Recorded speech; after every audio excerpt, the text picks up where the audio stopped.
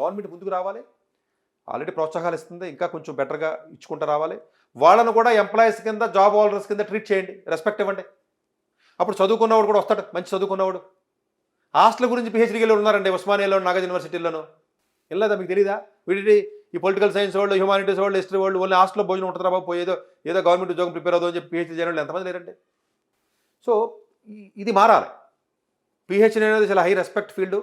Teaching field కూడా teaching మనకు మనకు మన బ్యాడ్ లక్ ఏంటో, టీచింగ్ కూడా అంతే. ఏది రాను టీచింగ్ వెళ్ళరా అంటారు మనకి. ఇక్కడ సరైన quality of the PhD program ఉన్నమాట వాస్తవం అయితే ఫారెన్లో పిహెచ్డీ చేసిన వాళ్ళకి ఎందుకు ఐఐటీలోనే, ఐఏఎస్లోనే పోస్టులు ఇస్తున్నారు? యూఎస్లోనే, చైనాలో అలా లేదే.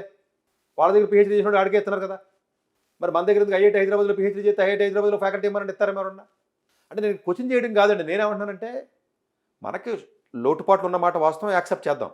స్టెప్ బై స్టెప్ ముందుకు వెళ్ళాలంటే కొంచెం రియలిస్టిక్ సొల్యూషన్ గవర్నమెంట్ దీనికి సీరియస్గా ఆలోచించింది. లక్కీగా ఇప్పుడు గవర్నమెంట్ ఏదైతే నరేంద్ర మోడీ గారి గవర్నమెంట్, ఏదైతే బీజేపీ గవర్నమెంట్ ఉందో, రీసెర్చ్ మీద అట్మోస్ట్ ఇంపార్టెన్స్ ఇవ్వాలి, మన ఇండిపెండెంట్గా మన కాళ్ళ మీద బతకాలనేది ఆలోచన అయితే మాత్రం ఉందండి.